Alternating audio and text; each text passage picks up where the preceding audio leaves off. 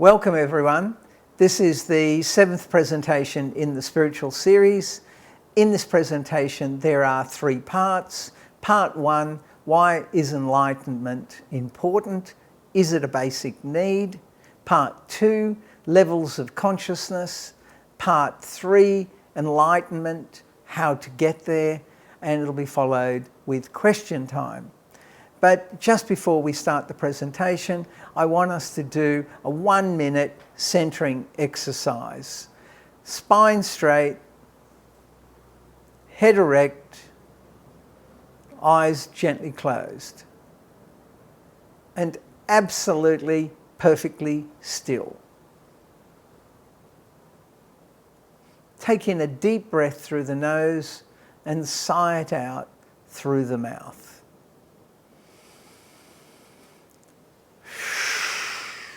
And just letting go of any tension you may be holding. Now take your awareness to the sounds around you.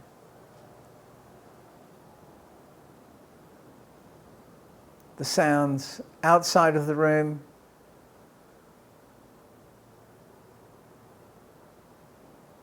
sounds of any traffic,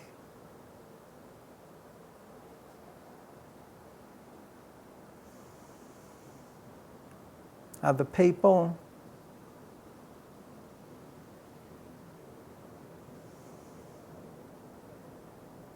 the sound of nature,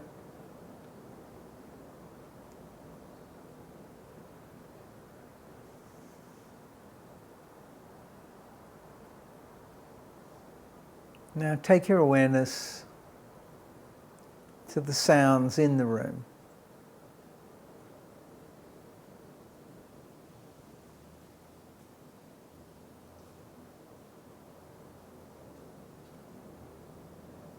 Any people,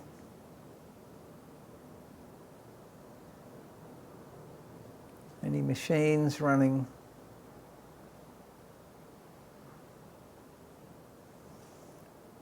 the sound of my voice, and the sound of your breath. And take in 2 really long, slow breaths through the nose, breathing in through the nose and out through the nose.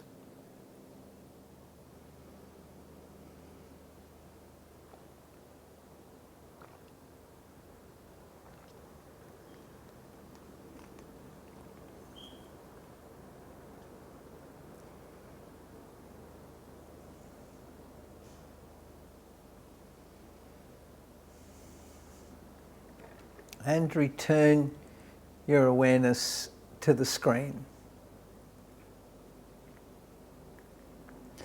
Welcome everyone, and this is all about enlightenment and how I got interested in this.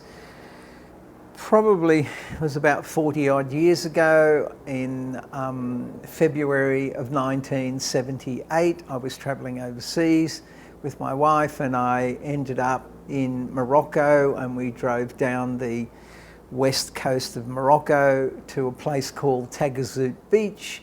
And while I was there, I met this man here, and here's a photo of him doing a yoga pose, and his name before he changed it was Freddie McCoy, and he changed it to Ahmed Sophie, and he was late 40s when I met him, and literally he had nothing but the clothes that he wore on his back and a little backpack. And there was his wife.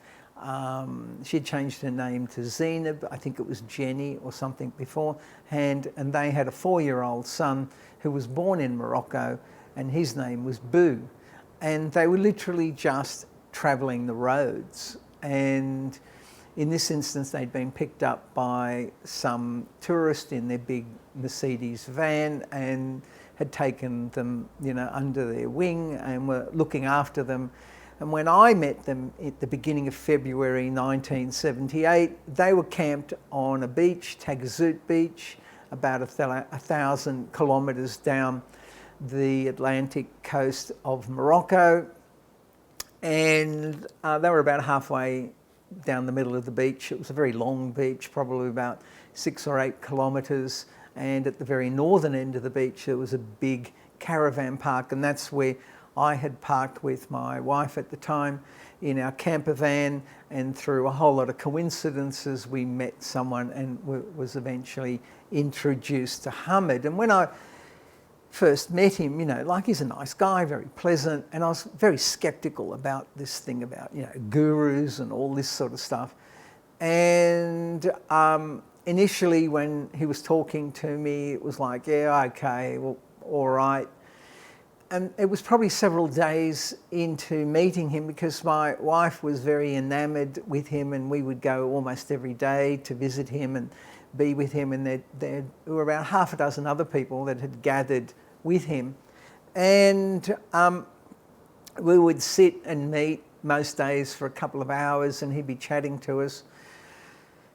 And then one day it just clicked. Something just went, wow, this guy is pretty switched on. This guy is very amazing.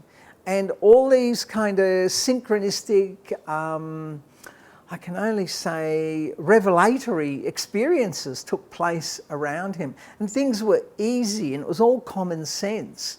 And a kind of a typical thing was, on one occasion I went to sit there and talk to him, and there's about 3 or 4 others with me, and I had my spectacles in a case. I took them out and I put them on my face, and just so I could see him better. And then he saw me doing that, and he said, "Can I borrow your glasses?" And I passed them over to him, and he put them on, and he went, "Oh, what? How can you wear these things?" He says, "I've got 20/20 vision, and they're bad for my eyes. If you've already got weak eyes and you put these things on, what are they doing to your eyes?" Now, in a sense, there's no logic to it, but I got it. I got it straight away. I got that I'm supposed to use them to correct something, but at the end of the day, they're keeping my eyes out of balance all the time.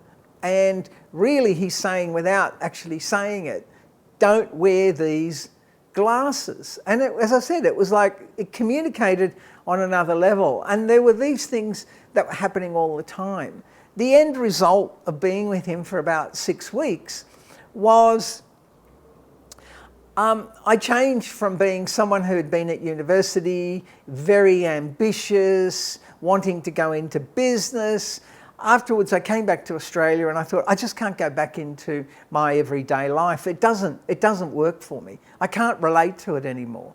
And the only thing that made sense were some friends who had moved from Sydney to Nimbin up in northern New South Wales, and they'd kind of dropped out and joined a community. And I thought, wow, maybe I should try that. So I went up to Nimbin, just outside another place called Barker's Vale.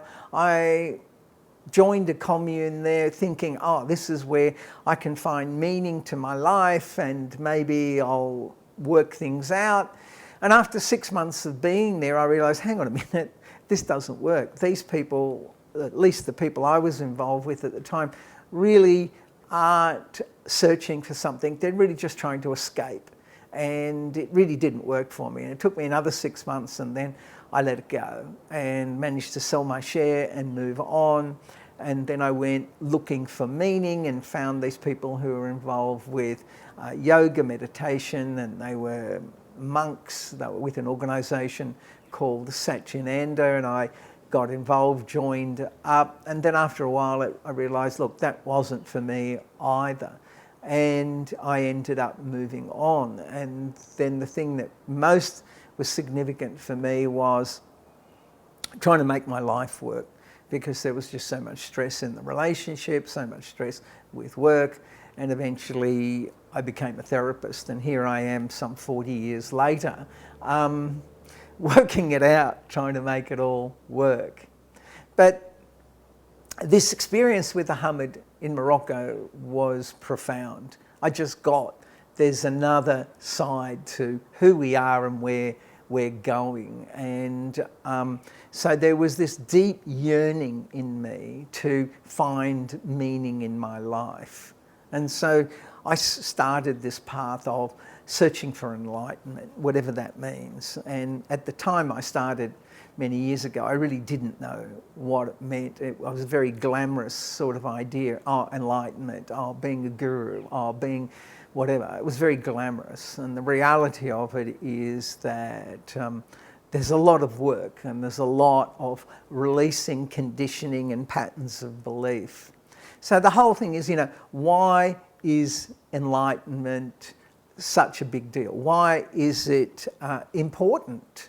And what I have found that with enlightenment, really it's a choice. It's this process of growth. We are born as a potential. We're born as a seed. We're incomplete. And the universe, life, gives us a choice whether to fulfill our potential or to not fulfill our potential. And it's up to us to make that choice. But if you don't fulfill your potential, then there'll be something missing in you. And for most of us, we think fulfilling our potential requires us to be successful in business, become famous, powerful, have, the most amazing relationship or whatever. All those things are significant and all those things are wonderful to achieve. And in the process of achieving them, the real benefit comes from who do you have to become in order for those things to turn up in your life. So the process of becoming successful or to resolve some anxiety, the real benefit is the transformation of yourself. And so ultimately the transformation of yourself is really where the benefit lies. And unless you transform and find that place of peace within yourself, even if you acquire all the material wealth and the success you desire, there will still be something that's missing. And even if you don't acquire the material wealth or the success, and you find this place of peace within yourself, you're going to be okay, because really that's the bottom line. That's what makes the difference. This is why I have called my business Inner Peace Mastery, because really what it's about for me is to find a place where I feel okay within myself. And I find at this stage in my life and in my journey, I'm here to teach the methodology and the whole concept of finding inner peace, because I'm yet to achieve that inner peace. But in the process of teaching it, I teach myself. I hear my own story, I hear what I'm saying to others, and that's the advice I need to hear. A time will come when that'll be integrated, and I'm sure I'll still keep teaching this sort of idea, but it will be for a different reason. But for now, it's as much for my journey and understanding as it is for yours. And so the way I see it is your ultimate destiny is to eventually work to fulfilling your potential, because the not fulfilling that potential leaves you with an emptiness and anxiety, something that still isn't okay. And that's the kind of catalyst, the trigger to keep pushing you forward to search. But the way our life is set up, everything is set up for us to look external to ourselves. And I think you have to go through that journey. You have to go through the journey of looking at the external world, making that work, and finding yourself in that. But eventually, once you've got that, you'll find that it's not enough. And so this process, this journey of enlightenment, I believe, is an absolute necessity if you are looking for a sense of completeness and peace within yourself. So to better understand this journey of enlightenment, I want to explain the levels of consciousness. there are a number of different systems, and this is one particular system that I've chosen because this is the one that makes the most sense for me. The Buddhists have one, Hindus have one, various schools of psychology have systems of consciousness, but the one that's come from David Hawkins in his book Power versus Force, I think is probably the most comprehensive and the one that makes the greatest sense for me. This is a very detailed chart that I've put up on the screen, and it's a bit of an info dump, but the particular chart I'm going to upload as a PDF to my website, so you could go on the website as of the next couple of days, and this is available for you to download as a PDF if you want to look at it in great detail, or you can buy the book by David Hawkins called Power versus Force, and he has an explanation in great detail. But when you look at this chart, some significant things. Firstly, he's chosen a scale on the left-hand side looking at it from 0 to 1,000. So he's placed the entire range of human consciousness from 0, or basically from 1 to 1,000. And this is the scale. If you look on the other side, you will see a list of numbers, and it's the logarithmics of energy. For instance, a scale of which is called 100 just happens to have an energy level of 100.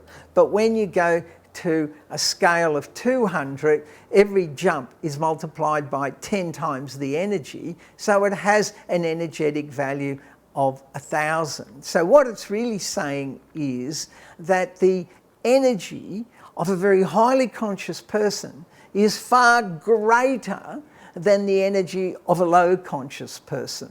And to the extent, if you looked at someone who has a consciousness level of 500, which is at the level of love, the energy level they can bring to something is up to 1,000,000, whereas someone who has a very low level of consciousness at 100 is very fearful and very much caught up in what's taking place outside, and there is no personal responsibility, has an energy level of about 100. So it's a difference between 100 and 1,000,000. It's significant. Someone at the level of 100 really isn't able to take command of their lives. They're not really able to create change in their lives. They're at the stage of just reacting to things.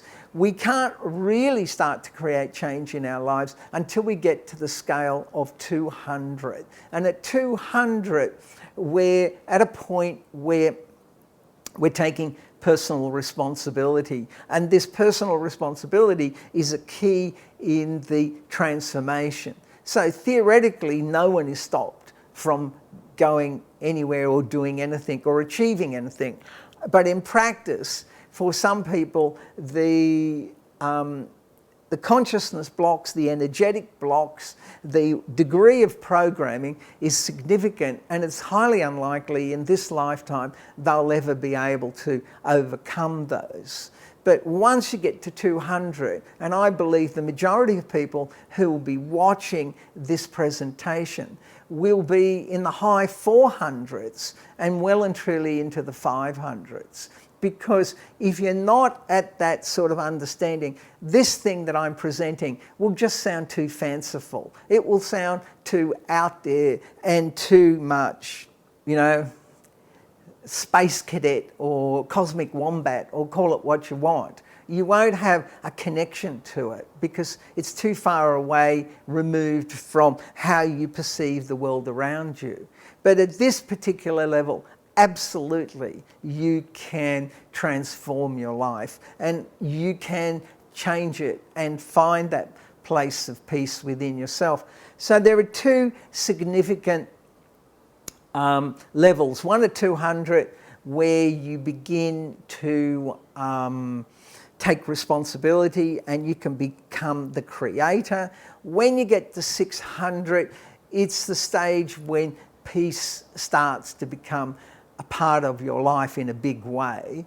At the point of 700, you have stabilized and actually transcended the ego. You've gone beyond the ego conditioning. So I believe from consciousness level of 1 to consciousness level of 699, just before the 700, you can go up and down. So it's possible at one point of the day you're resonating at 500 and you're loving and you're feeling really wonderful and connected, and several hours later you're down to 100 and feeling fearful and uncertain, and you're caught up in a whole lot of stress.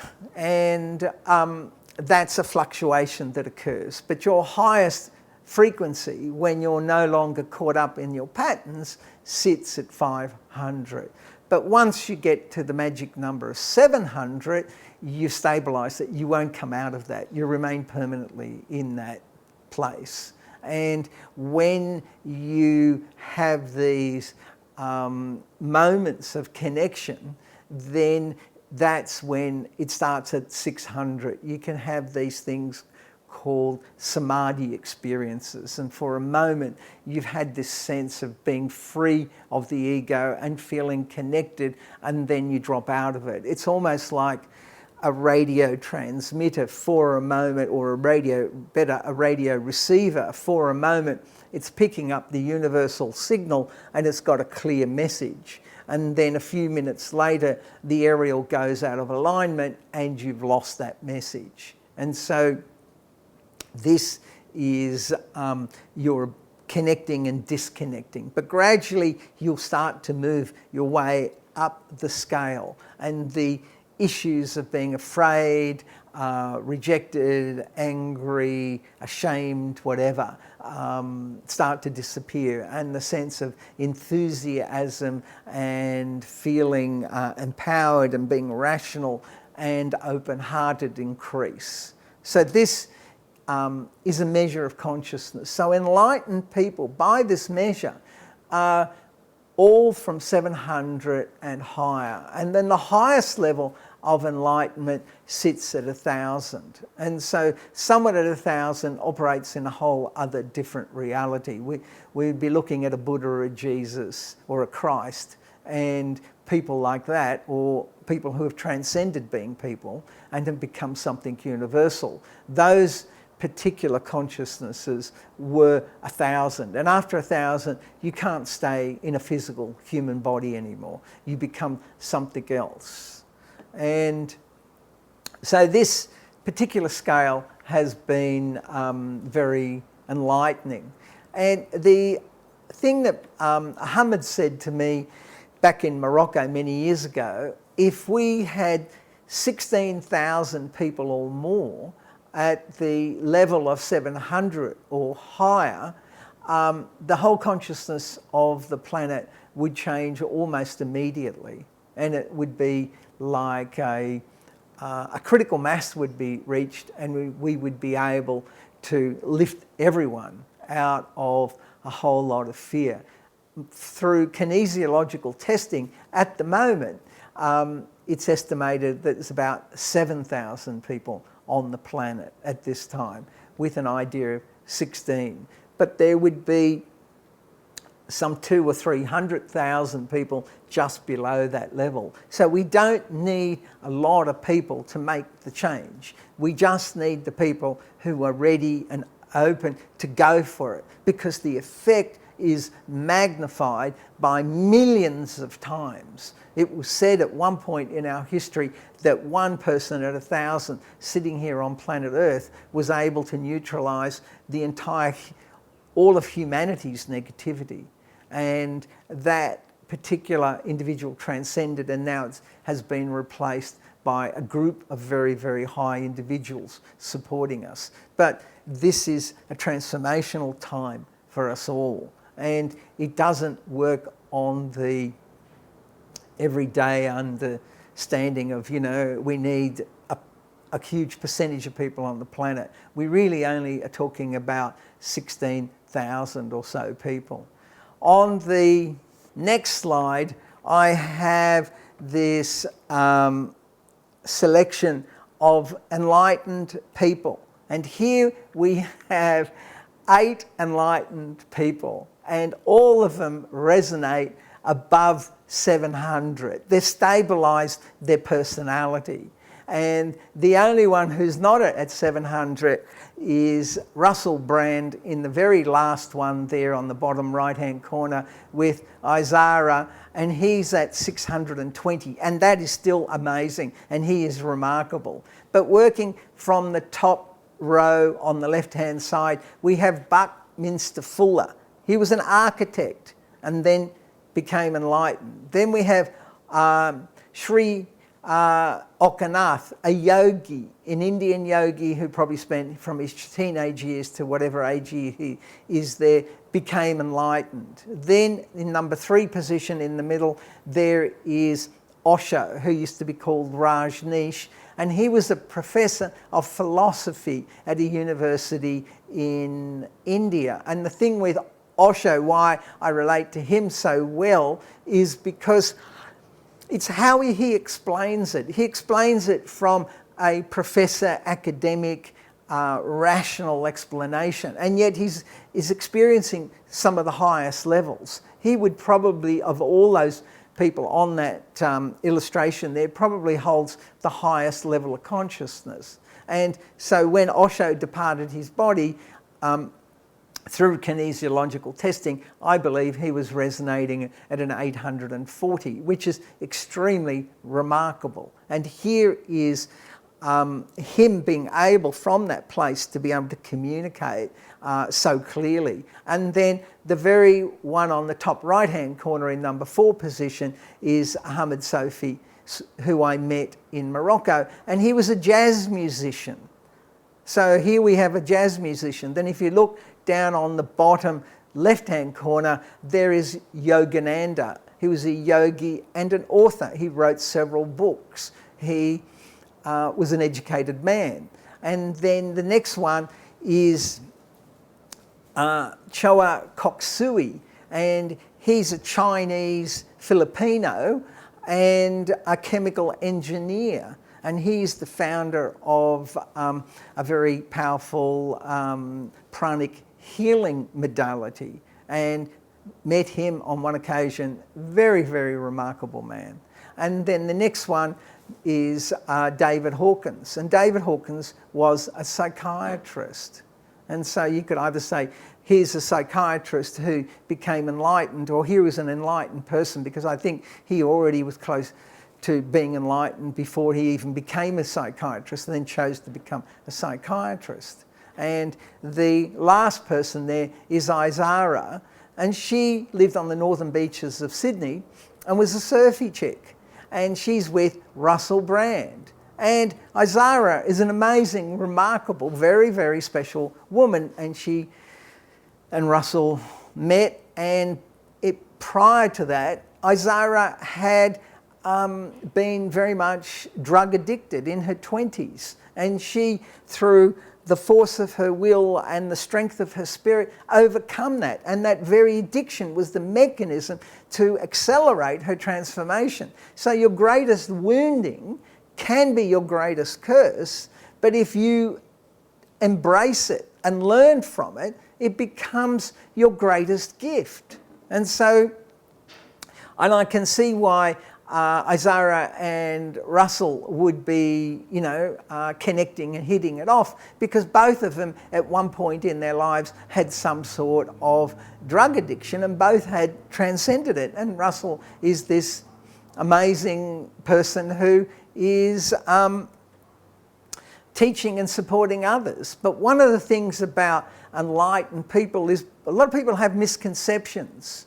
They kind of put them all together and they're going to think they're similar. No, they're very different. They're unique individuals. You look at these 8 people, they're very different. Here we have a chemical engineer. We've then got a musician. We've got a hippie chick. Then we've got a psychiatrist. And then we have a Indian yogi.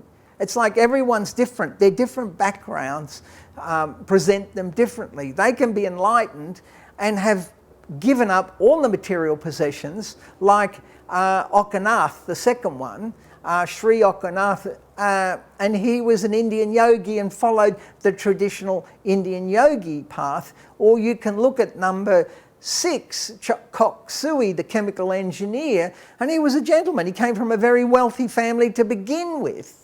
And so he was already wealthy and just became even more wealthy. But the wealth wasn't a big deal. It didn't define him. It's only people who don't have wealth who think that wealth is an obstacle. It's not. It can be. For many people it is. But once people have connected to it, they've had it, they realise it doesn't give you what everyone thinks it's going to give you. So they're individuals. They're their own individual people.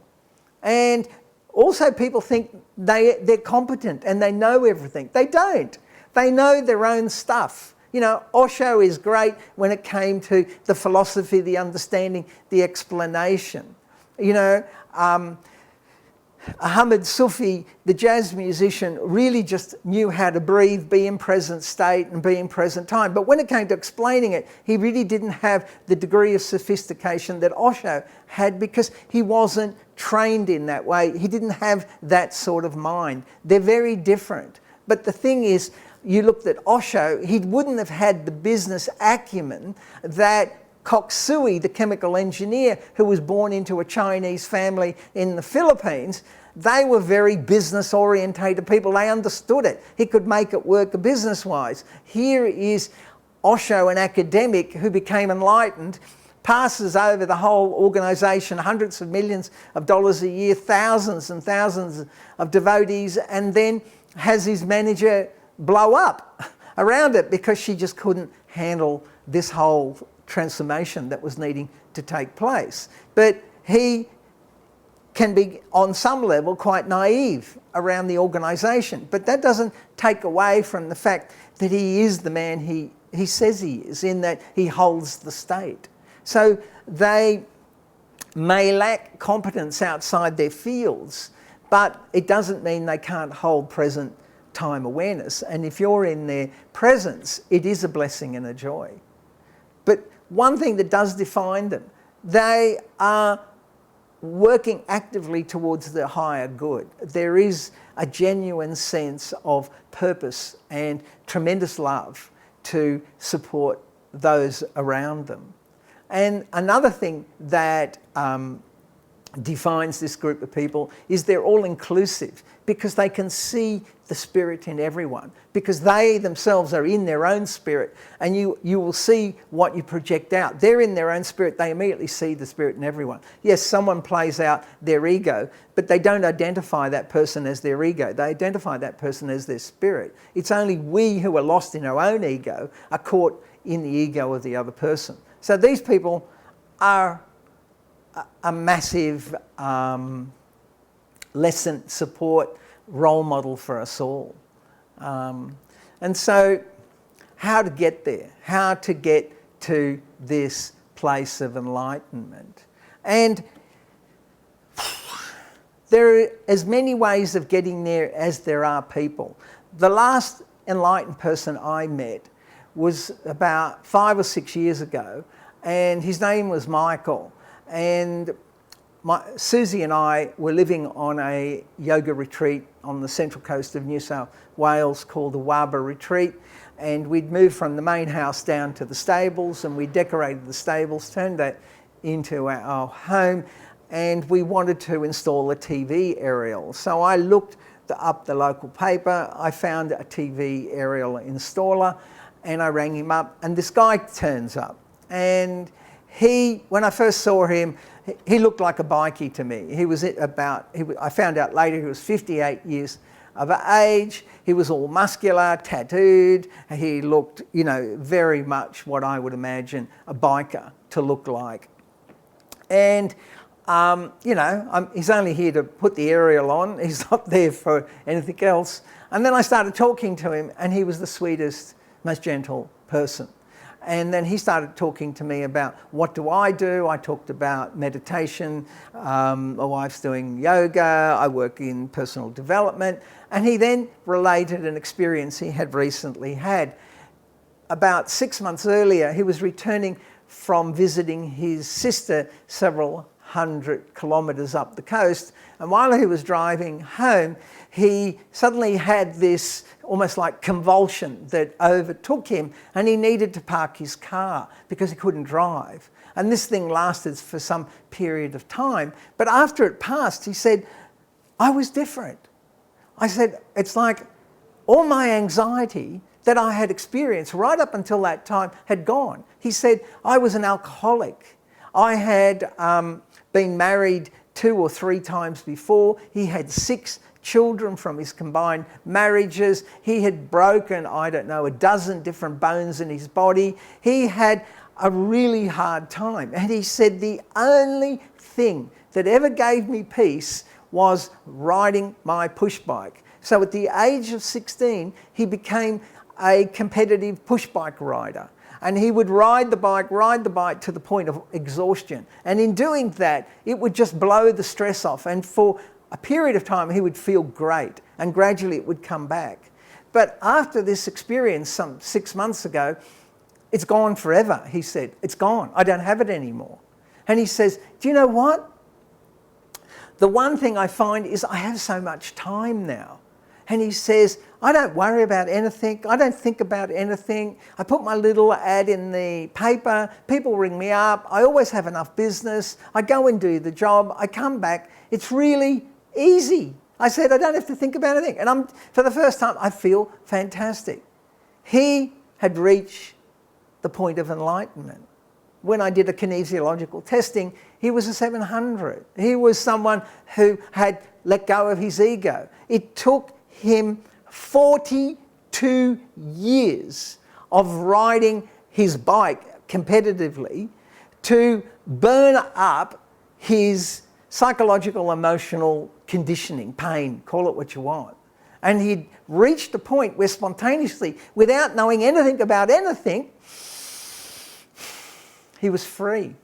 And he didn't even know that there was a thing you could call this. He just felt, I'm all right, I'm okay. And he had got that through following his instincts. He'd got that from following the thing that made sense to him. And the only thing that made sense to him as far as feeling better within himself was to ride his push bike competitively. And here we have this enlightened person purely through following this thing. So you can do it whatever way you wish to do it. But there are some points. And if I'm looking at this enlightenment process, it's a 2-step process. The first step is there's a step of effort. You need to do something to get to the point where you don't do anything. And so here was this guy, Michael, pushed bike, rode for 42 years, and then suddenly one day it happened to him. He didn't go chasing it. He just worked on releasing the stress. So let's look at these 2 steps. So what is the effort that I can make? What are the things that I can do? And the first effort is what I call purification, psychological and emotional deprogramming. So it's like looking at, where do I become critical? What's my negative self-talk? How can I let go of the limited thinking I have in the first instance about myself? Take care of yourself, and then you'll stop thinking it about other people. Whatever you say to another person is really a projection of what deep down you think about yourself.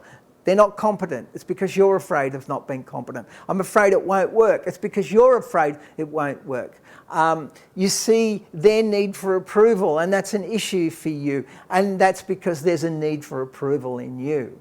And so work on it for you. So you're looking at, when it comes to purification, it is letting go of the limited critical thoughts that come into your mind, and you work through your emotions. You know, where am I getting upset? How am these trivial things bothering me? And in particular, it'll be with people that are closest to you, your children, your spouse, the members of your family. And it's like, how can I go past that? That's one part. The next part is, yes, you can do meditation. Meditating, I think, is fabulous. It's amazing. They say it took Buddha, when he first started to meditate, 6 years of focused effort. And then the meditation he was doing was breath awareness. It's called Anapana. And then one night, during a full moon, while sitting under the Bodhi tree, he found his enlightenment. And the story that goes on around this is that when he came out of it and he looked at it, he laughed and said, it was so simple. It's so simple. It's so simple. Yes, it was simple for him. He was already at a very advanced stage, and he placed himself 6 years full-time into doing it. It's his calling. You can't do it his way. You have to do it your way. My way was to go and do Vipassana meditation. It's a 10-day retreat where you meditate early in the morning till late at night, and I was doing that. I finished the 10 days and I felt better and stuff had gone, but I really didn't get it. I had to do it 5 times before I got it. Meditating wasn't something that came naturally for me. It took me 13 years from the time I really focused on meditating to the point of where I could meditate. And then after having done 5 10-day meditations, and that was spread over a 13-year period, I did a further 5 meditations in 5 consecutive years. And I must say it was amazing and wonderful and fabulous. But to get to that point, boy oh boy, it was tough. So you can do it, you know, through a formal meditation process or a regular routine. And the regular routine can be the bike riding, dancing, go and learn how to dance, singing, martial arts, music. Having a focused effort over a period of time is the thing that will get you through it, and pushing you through your barriers. You know, go to the gym, work out at the gym. And as you're working out at the gym, yes, there's a whole lot of ego, there's a whole lot of other stuff, but there's also a positive benefit in that as you break through to another level of your personal best, you're actually releasing a level of your psychological conditioning and limitations. So you work on things that push you to your limit. You work on things that enable you to become better. Whatever it happens to be, become an artist, do the painting, paint.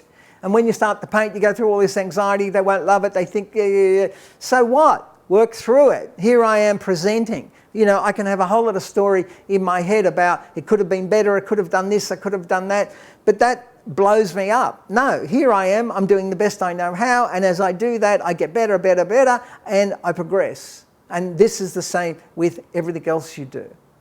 Another thing is present time awareness. And this has been popularized by Eckhart Tolle, and he talks about it in the Book of Now. How do you stay in the present moment? My first teacher, Hamid, would often say to me, breathe through your nose.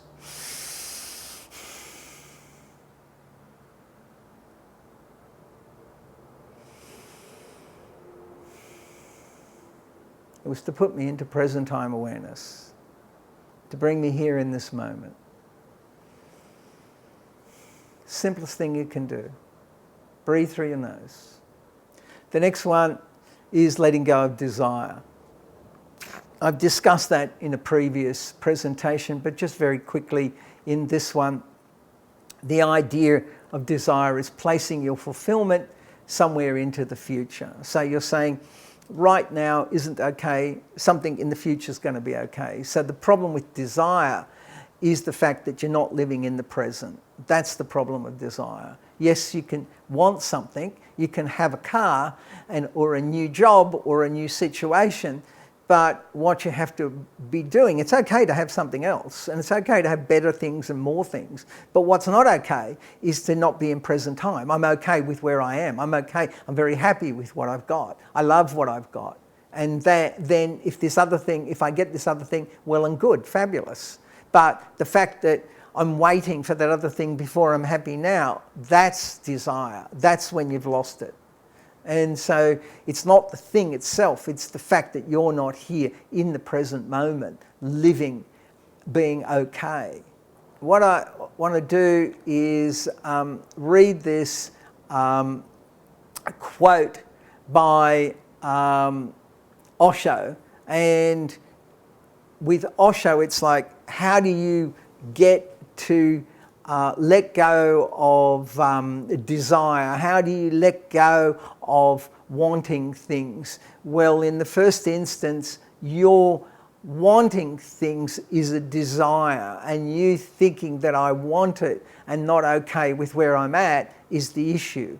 But the best way for most people to live, to let go of desire and to be in a no desire state, is to let yourself have your desires, let yourself have the job, find the success, have the relationship, get the money that you want, and you'll be disappointed in that it won't give you the happiness that you thought. Yes, it's going to make certain things easier. Yes, you'll feel a little bit better about yourself, but fundamentally there'll still be something that's empty. But what Osho says is, in order to transcend your desires, you have to live through your desires. And he says, move with mindfulness in every desire and allow every desire to lead you to misery. Then suddenly, one day, the maturity will happen to you. This ripeness will happen to you. You will realize that every desire is misery. So by misery, Osho means that your fulfilled desires will disappoint you because they won't live up to your expectations. And so, as I mentioned before, the enlightenment process is a two-step process. The other part of the enlightenment process is this idea of no effort. And so how do I go into no effort without making an effort about effort? So it's a bit of a catch-22 thing. So how do I get there with it? No effort. And so the way you do it is by having fun, finding your joy. So you don't try and go no effort. You don't try to do things. You just focus on something else, and in the process of focusing on something else, it will change. Because what happens is this no effort thing is really important, because your ego is like a mountain. And when it rains, when the blessings of heaven fall upon you, the ego is such that they just run off to the side. So in effect, if we're using that metaphor, you want to change from a mountain to a valley. And a valley is open and receptive. A valley is accepting. A valley is surrendered. So when the rain falls on a valley, it can be held. So how do you get there?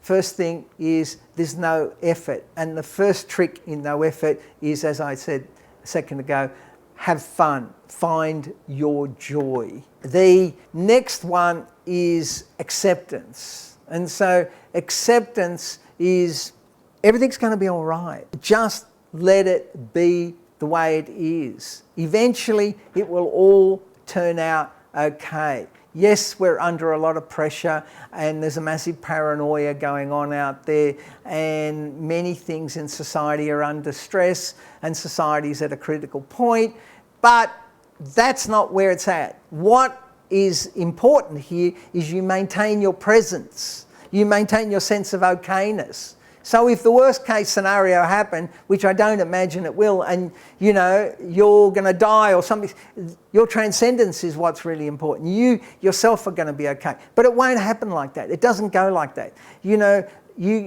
for something to get you, there's got to be a part of you that's hooked into it. And so can you get past that? And there's a famous saying that comes from the movie The Best Exotic Marigold Hotel. Everything will be all right in the end. And if it's not all right, then it's not yet the end. Another tip for understanding no effort is the state of enlightenment is not something to be achieved. It's something to be rediscovered. It's your essential nature. It's like the sky that's been covered with clouds. And what happens is with no effort and just being centered, you find the clouds are blown away and you're back to pure sky. So the thing about enlightenment is it is not something that you have to do, it is something to rediscover. And you are already enlightened. It's just been covered. That essence of you exists. It's just a cover. And so we are to let go of this. And summing up, it's like, there is a point in your life where you need to make a massive effort. So the paradox with enlightenment is you work hard for 20 years to get to the point of not having to work hard. Or if you're really, really of that particular temperament and you're blessed, you can just let go straight away. But for most of us, we can't do that. I haven't been able to do that. It's been a focused effort over a considerable time to get to the point of now being able to let go of the effort and have more fun. And so may the journey be a blessing and a joy for you. With that, we're moving on to the next presentation. The next webinar is going to be on Tuesday, the 17th of November, in 3 weeks' time, and it's on emotions. And it'll be the first presentation in the emotional series, and the title of that presentation is Emotions, Addicted to the Chemistry of Your Body. It's very, very, very powerful. Emotions are a key as to your addictions and being stuck there. And this will be in 3 weeks' time. And if you think someone would benefit from these presentations, you're welcome to invite them. You can also join the members group, which is $5 a month, and watch all the past and all the future presentations. So go to my website and register for the next presentation, and if you want to join the members group. Over the next few months, I'll be adding more services and more information to the members group. I'm going to be putting resources such as meditations, handouts, illustrations from the slides, and I'm also starting a forum to answer questions and help with life issues. I can't give you psychological counselling through the forum, but I can answer general questions about life problems. And also other members of the forum can offer their advice and their life experience.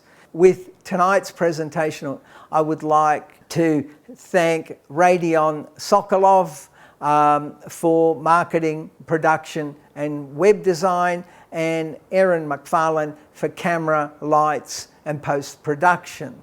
Just to remind you, breathe through your nose. Thank you for watching. And let's go on to questions.